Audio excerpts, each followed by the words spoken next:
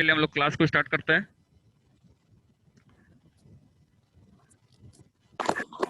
तो आज के क्लास में सबसे इम्पोर्टेंट क्या है, पहले आप लोग इस चैप्टर के बारे में जानेंगे। फिर इसके लिखने वाले जो कवि हैं रॉबर्ट फॉस्ट, उनके बारे में जानेंगे। उसके बाद हम लोग चैप्टर के जो दो स्टैंजाज हैं, मीन्स दो पंक्तियां जो दी गई हैं, बहुत छोटी पोयम है और बहुत ही सुंदर प्राकृतिक चित्रण किया गया है इस पोयम में। आप लोग line by line, stanzas by stanzas आप लोगों को क्लियर कर दिया जाएगा। आप लोग सभी अटेंटिव होकर क्लास को अटेंड करेंगे ध्यानपूर्वक, और अपने आप को म्यूट कर लेंगे सभी लोग। और ध्यान दें कि आपका मोबाइल में किसी तरह की एक्टिविटी ना हो। ये स्क्रीन पर देख रहे हैं कि कुछ बच्चे जो हैं पेंसिल चला रहे हैं। चलिए, तो हम लोग अब क्लास को आगे बढ़ाते हैं। आप लोग जैसा कि स्क्रीन पे देख रहे हैं,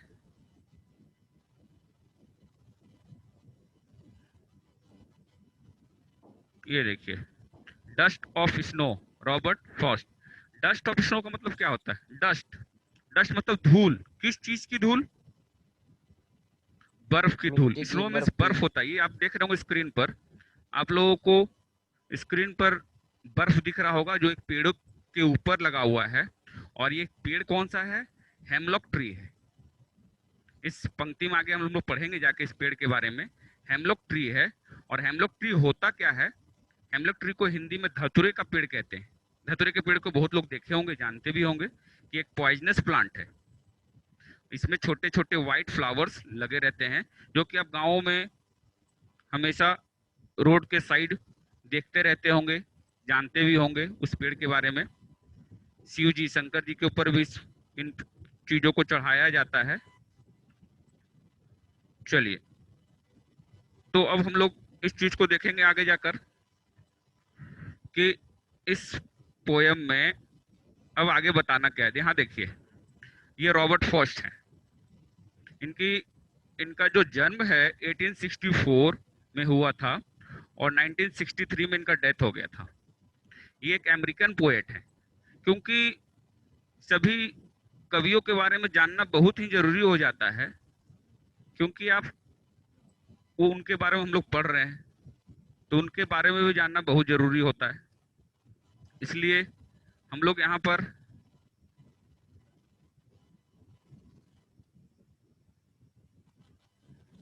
देखिए, ये हाँ अमेरिकन पोएट हैं। इन्होंने इनको 4 बार पुटलाइजर प्राइज भी मिला है इनके काम के लेकर। और इनकी कविताएं प्रकृति से जुड़ी हुई रहती हैं।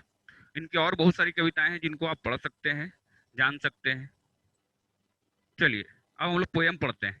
डस्ट ऑफ स्नो का जो पहला स्टेंजा है, द वे अ क्रो सुक down on me, the dust of snow from a hemlock tree.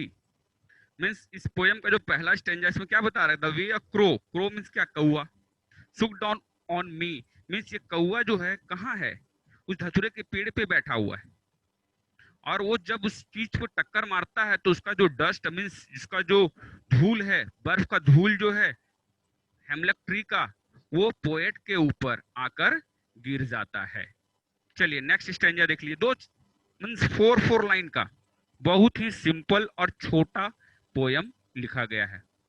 Has given my heart a change of mood and saved some part of a day I had rued। बोलते हैं कि वो अचानक जो परिवर्तन मेरे हृदय में आता है, मतलब क्या? जो वो धूल कण बर्फ का जब इनके ऊपर गिरता है, ये गहरी सोच में डूबे हुए थे, अपनी पुरानी जीवन से जुड़ी हुई जो इन परेशानियों से जूझ रहे थे उसके बारे में सोच रहे थे। और अपना लगभग शुरुआती समय जो होता है दिन का, उन्होंने गुजार रखा था सिर्फ सोचने में। लेकिन जैसे ही वो बर्फ का जो धूल है, डस्ट ऑफ स्नो जो धूल है, वो जैसे उनके ऊपर गिरता है, उनका मूड जो है, देखिए चेंज ऑफ मूड, उनका जो मूड है वो बदल जाता है। And save some part of a day I had rued, और जो उनका बाकी दिन का जो समय बचा हुआ है उसको वो बचा लेते हैं। र्यूड मतलब बर्बाद होने से, RUED,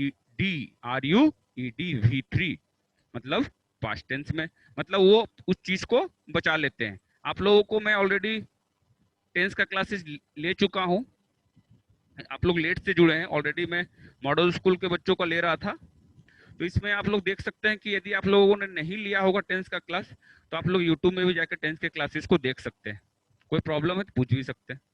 चलिए, तो जब देखें ये दो स्टेंजर्स क्लियर हो गया, अब हम लोग आगे बढ़ते हैं। अब हम लोग इस चीज को हिंदी में समझते हैं ताकि आप लोगों को कोई भी कंफ्यूजन इस चैप्टर से जुड़ी हुई ना रहे। इस कहानी से पहले तीन चीज जो इंपॉर्टेंट थी, जो हार्ड वर्ड था, बाकी तो सब सिंपल वर्ड्स इस्तेमाल किए गए हैं इसमें, इस पोयम में। पहला जो था डस्ट ऑफ स्नो, जिसका मतलब होता है बर्फ की धूल। दूसरा जो है हेमलॉक ट्री, हेमलॉक ट्री का मतलब होता है पॉइजनस प्लांट, मतलब धतूरे का पेड़। और रियूड मतलब पछतावा, मतलब जो था उनको पछतावा जो था उस चीज का, उसको उन्होंने बर्बाद नहीं किया, अपना समय बर्बाद नहीं किया जो उनका उदासी था। तो चलिए, तो इस चीज में हम देख रहे हैं कि यह कविता जीवन में प्राकृतिक एवं तुच्छ चीजों की असाधारण उपचारात्मक शक्ति का चित्रण करती है। प्रकृति सब कुछ ठीक करती है, चाहे वह भयानक मनोदशा हो या बीमारी हो। आज हम और आप डॉक्टर के यहाँ जाते हैं, तरह तरह के यहाँ पर अपना इलाज करवाते हैं, लेकिन पहले के टाइम में क्या था, सभी लोग प्रकृति पर ही निर्भर थे। प्रकृति ही सारी चीजों की दवा जो थी प्रकृति से ही खोजते थे आदि मानव, और प्रकृति से ही उसका इलाज करते थे। अब हमारा साइंस डेवलप किया, अब धीरे धीरे हम लोग साइंस की ओर बढ़ते चले गए। आज भी हम देख रहे हैं कि आज भी जो इस कोरोना के काल में भी जो है, हमें जो है प्रकृति ही इसका इलाज बता रही है। हम लोग साइंस कितना भी डेवलप कर गया हो, लेकिन अब प्रकृति के से जुड़ने के लिए ही सभी को बोला जा रहा है। क्या बोला जा रहा है कि आपको अपना रोग प्रतिरोधक क्षमता बढ़ाना होगा, इम्यूनिटी पावर बढ़ाना होगा। तो क्या खाकर? चिप्स खाकर, कुरकुरे खाकर, पिज्जा खाकर, चाउमीन खाकर नहीं। अब वही समय आ चुका है कि हमें अपने देश से जुड़ी हुई जो वास्तविक स्थिति है, जो हमारे प्राकृतिक, हमारे युगों युगों से चलता आ रहा है, हमें अपना वापस उसी युग में लौटना होगा और प्राकृतिक चीजों से जुड़ना होगा। अपने आप को योग करना होगा, फल सब्जियां खानी होगी, मेहनत करना होगा और अपना रोग प्रतिरोधक क्षमता, जिसको इंग्लिश में इम्यूनिटी पावर बोलते हैं, उसको बढ़ाना होगा। क्योंकि यही इसका मात्र एक इलाज है। अभी तक तो इसकी इलाज हमें लोगों को नहीं मिल पाई है। इसलिए क्या कह रहा है, बहुत अच्छी सेंटेंस है, प्रकृति सब कुछ ठीक करती है, चाहे वो भयानक मनोदशा हो या बीमारी। हमें प्रकृति पे छोड़ देना चाहिए, अपना कर्म करना चाहिए, मेहनत करते रहना चाहिए, फल की इंतजार नहीं करनी चाहिए। लेखक को एक ऐसे बुरे दिन का सामना करना पड़ रहा है जब हेमलॉक के पास एक कौवे की हरकत ने उस पर बर्फ जमा दी थी। बताया था ना मैंने आपको कि हेमलॉक के पेड़ के नीचे वो बैठा हुआ है, धतूरे के पेड़ के नीचे वो बैठा हुआ है, और कौवे की हरकत, उसका एक कौवा का हरकत जो था, जैसे उसने इस पे चोंच मारा और बर्फ जो है उनके हेमलॉक के पत्तों से गिरते हुए उनके ऊपर गिर आती है, और वो जो गहरी चेतना में डूबे हुए थे, उस गहरी चेतना से डूबकर बाहर हट जाते हैं, निकल जाते हैं। बर्फ तुरंत उसे खुश कर देती है, उनका दिन बेहतर हो जाता है। प्रकृति की सर्वोच्चता ने उसे एहसास दिलाया कि उनकी समस्याएं क्षुद्र है। मतलब वो बता रहा है कि प्रकृति बता रही है कि आपकी समस्याएं बहुत ही छोटी है। जैसे यदि आपको जीवन में आगे बढ़ना है, मैं ये अपना एक्सपीरियंस आपको बता रहा हूँ, यदि आपको जीवन में आगे बढ़ना है तो करना क्या है, सबसे इंपॉर्टेंट क्या है कि यदि जीवन में आपको खुश रहना है तो अपने से नीचे वाले लोगों को देखना चालू कर दीजिए, तब हमेशा खुश रहिएगा। यदि आप अपने से ऊपर वालों को देखने की बात करेंगे कि अरे मेरे पास 5,000 का मोबाइल है, मेरे दोस्त के पास 20,000 का मोबाइल है, तब तो फिर आप परेशानी में रहेंगे। आप ये भी तो देखिए कि किसी बच्चे के पास, आपके क्लास के बच्चे के पास किसी तरह का मोबाइल नहीं है, वो क्लास से वंचित रह जा रहा है, वो क्लास नहीं कर पा रहा है, इस चीज को भी आपको देखना होगा ना। तो वहां पर आप इस चीज को पाइएगा कि आप उस बच्चे से बेहतर हैं और आपकी समस्याओं का हल भी वहीं पर मिल जाता है। इसलिए अपने रहन सहन और जीवन शैली में हमेशा अपने से नीचे वाले बच्चों को देखना शुरू कर दीजिए, तो आप खुश रहेंगे। अदरवाइज आप ऊपर चले जाएंगे, देखने लगेंगे कि मेरे पास एक सी ड्रेस है स्कूल का, उसके पास 4 है, तब तो फिर आप समस्याएं, आपकी प्रॉब्लम होती रहेंगी, प्रॉब्लम होते चले जाएंगे। तो सबसे इंपॉर्टेंट क्या है कि अपने रहन सहन में अपने से नीचे वाले को देखिए। आप देखिए कि आपको कम से कम दाल चावल सब्जी मिल रही है। बहुत से लोग हमारे भारतवर्ष में ऐसे हैं जिनको एक टाइम खाने के बाद दूसरे टाइम के बारे में सोचना पड़ता है कि हम क्या खाएंगे। ये इंपॉर्टेंट है। यदि आपको आगे बढ़ना तो इस चीज को नोट डाउन कर लीजिए कि कभी भी आपके माइंड में बहुत तरह की परेशानियां जैसे उभरे तो अपने से नीचे वाले को देखिए। समस्याएं दुनिया में अनंत हैं जिसकी कोई भी सीमा नहीं है। बस हमें उससे लड़ना होगा और आगे बढ़ना होगा। ठीक है। और पढ़ाई में अब बोलेगा सर पढ़ाई में भी नीचे वाले को देखना है क्या? तो वैसा नहीं कीजिएगा, अरे हम तो लाए 10 में 5 नंबर और एक बच्चा तो फेल कर गया, चलो हम उससे बेहतर हैं। ऐसा नहीं, बिल्कुल आगे देखना है कि 10 में 10 वो कैसे ला रहा है। I have also achieve this number, मुझे भी वो चीज लाना हो है, मुझे भी वो चीज अचीव करना है, ये चीज मुझे जानना है। ऐसा सोचना है। अब बोलिए कि राहुल सर ने बोला था कि अपने से नीचे वालों को देखना है, तो पढ़ाई में भी नीचे वाले को देख देख कर खुश हो रहे हैं, अरे वो 10 में 1 नंबर लाया, 10 में हम 4 लाए, चलो उससे 3 नंबर ज्यादा है। ऐसा बिल्कुल नहीं। चलिए अब आगे बढ़ते हैं। तथ्य ये है, अब मतलब इसका जो एक तरह से सोचिएगा कंक्लूजन, इसका आउटकम क्या निकल रहा है। ये आउटकम ये निकल रहा है इस पोयम का कि हेमलॉक को जहर के साथ जोड़ा जाता है। हेमलॉक को क्या जोड़ा जाता है? जहर के साथ। वो पेड़ क्या है? एक्चुअली जो है धतरा का जो पेड़ है पॉइजनस माना जाता है, जो कि कयामत का सूचक है। और कविता में डर का उपयोग किया जाता है क्योंकि कथावाचक के जीवन काल में खुशी का वाहन वाहक विडंबना है। मतलब कि रॉबर्ट फॉस्ट के जीवन में जो है खुशी बहुत ही दूर है, छिपी हुई है, और ये परेशानियों से घिरे हुए हैं। लेकिन इसकी पूरी मनोदशा, इनकी पूरी मनोदशा, पूरा मूड जो है वो एक छोटा सा इंसिडेंट, एक छोटी सी घटना, वो हेमलॉक ट्री पे छोटा सा एक कौवा, बैठा हुआ कौवा, जो जैसे उस पेड़ को हिलाता है, बर्फ जैसे ही रॉबर्ट फर्स्ट के बॉडी पे आके गिरती है, उनका मूड चेंज हो जाता है और जो समय बर्बाद होने वाला था उसको बचा लिया जाता है। जैसे एग्जाम्पल के रूप में आपने क्या किया, आपका एग्जामिनेशन हुआ, आप एग्जामिनेशन में सेकंड डिवीजन करते हैं और उसकी चिंता भी गहरी, अपना समय जो है बर्बाद करते रहते हैं।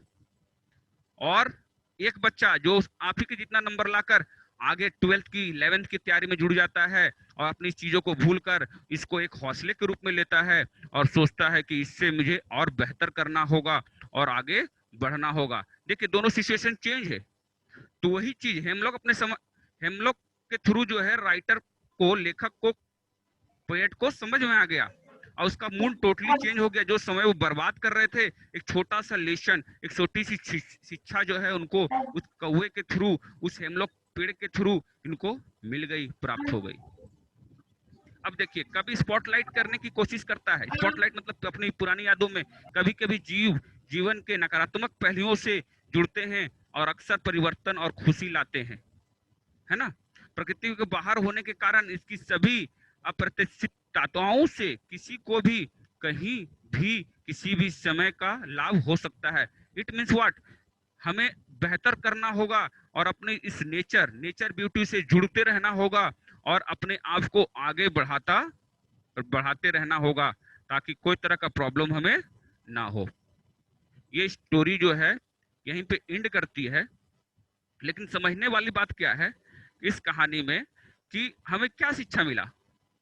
शिक्षा यही मिला कि हमें अपनी पुरानी यादों में समय व्यर्थ करने से कोई बेनिफिट नहीं है। हमें बिल्कुल निरंतर आगे बढ़ते रहना होगा, तभी हम समाज के साथ में साथ, हाथ में हाथ डालकर चल पाएंगे और अपनी मेहनत के बल पर कुछ मुकाम बना पाएंगे। अब मुझे पूरा भरोसा है कि लाइन बाय लाइन ये चैप्टर पूरा अच्छा से आप लोगों को समझ में भी आ गया होगा और इसमें जुड़ी हुई जो भी प्रॉब्लम्स होंगे इसके सारे नोट्स आपको अवेलेबल करवा दिए जाएंगे। और कोई तरह का यदि प्रॉब्लम होगा तो आप बेहिचक पूछ सकते हैं।